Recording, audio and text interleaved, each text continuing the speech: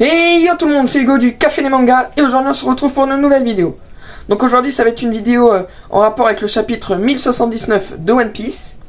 Donc dedans on voit plein de choses mais je vais en parler aujourd'hui et essayer de deviner ce qui pourrait se passer dans les prochains chapitres, même si ça paraît pour beaucoup de monde évident. Donc je ne vais pas parler de la première partie du chapitre qui se passe sur Egghead, mais plutôt de la partie qui se passe sur Elbaf avec Kid et Shanks qui se battent.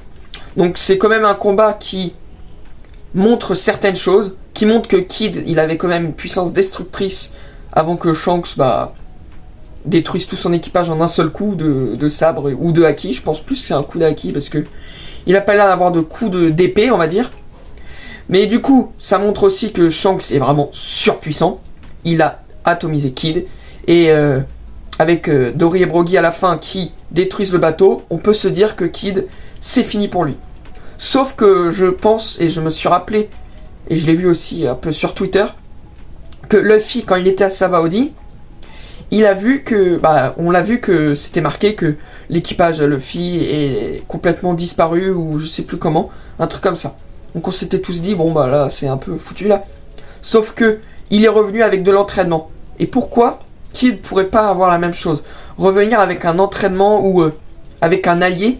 Et par exemple, Loki, celui de Elbaf, qui est le roi d'Elbaf, et qui était peut-être pas d'accord avec ce que Shanks, comment on va dire, pose son drapeau sur l'île d'Elbaf, on va dire, et du coup récupérer Kid et s'allierait avec lui pour peut-être repousser Shanks de Elbaf, même ça serait un peu compliqué.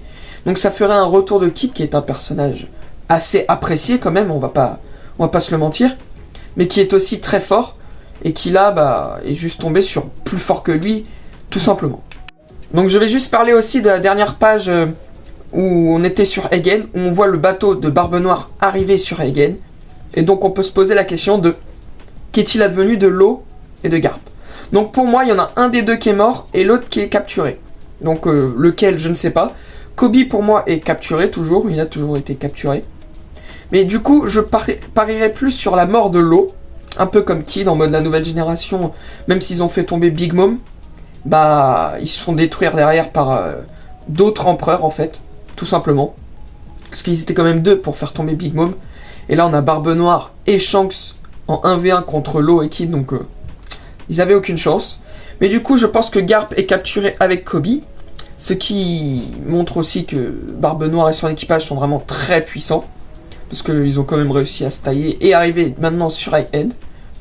Mais aussi on peut se dire, et tout simplement, qu'on voit dans le chapitre que Shanks suit Barbe Noire un petit peu.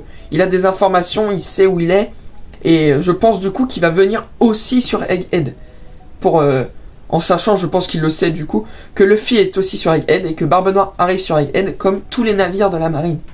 Et du coup Shanks, qui est quand même le mentor on va dire de Luffy, ne va pas le laisser tout seul. Donc du coup viendra lui aussi sur Egghead.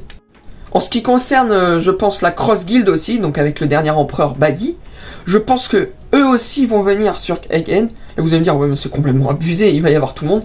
Bon, Oda avait quand même dit qu'il y aurait une battle royale, et pourquoi pas maintenant, pourquoi pas petit à petit dans l'année regrouper tous les personnages, et d'ici je pense mai-juin, que la bataille commence quoi, avec tout le monde qui est sur l'île et ça part en cacahuète. Vous allez me dire, ouais mais ils ont aucune raison de venir ici. Alors, la Cross Guild pose des primes sur les têtes de la marine et du gouvernement mondial, au passage. Sur l'île, il y aura 100 bateaux de la marine, un amiral de la marine, Kizaru, peut-être même d'autres qui vont arriver après, j'en sais rien.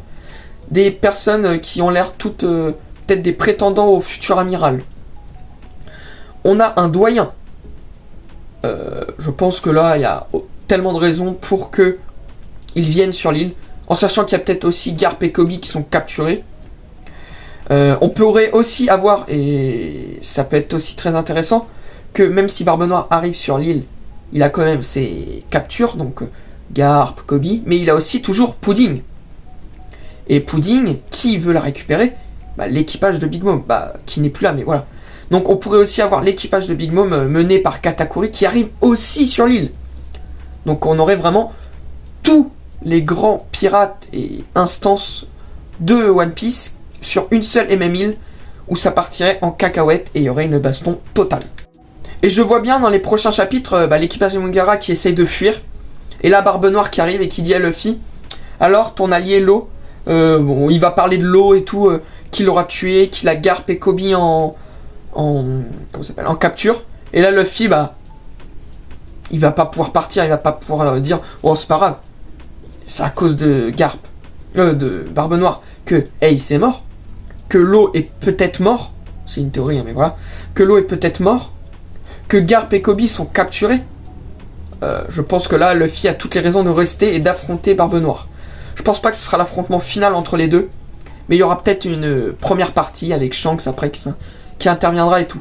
Et je pense que là, on aura quand même une grande bataille qui va vider un peu les têtes d'affiche de ce monde. Donc on aura peut-être le doyen qui va mourir, un amiral Kizaru qui va peut-être mourir, Shanks qui mourra peut-être, Garp qui mourra peut-être. On va vraiment avoir beaucoup de têtes qui vont tomber. La Cross Guild pour moi va survivre et va peut-être même s'agrandir ensuite avec Doflamingo qui va rejoindre. Mais là je m'éloigne un petit peu du sujet de la vidéo. Donc voilà, c'est la Battle Royale pour moi qui est annoncée par Oda, où on va voir tous ceux que j'ai cités dans cette vidéo sur une seule et même île pour avoir qu'un seul vainqueur. Et là, ça sera vraiment le combat qui va être incroyable.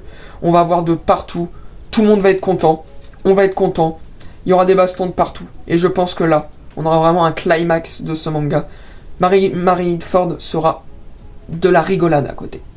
Donc j'espère que cette vidéo vous a plu. Donc on se retrouve la semaine prochaine pour une nouvelle vidéo qui ne sera pas du One Piece mais du Harry Potter. Pour changer un petit peu vu que la semaine prochaine il n'y a pas de scan de One Piece.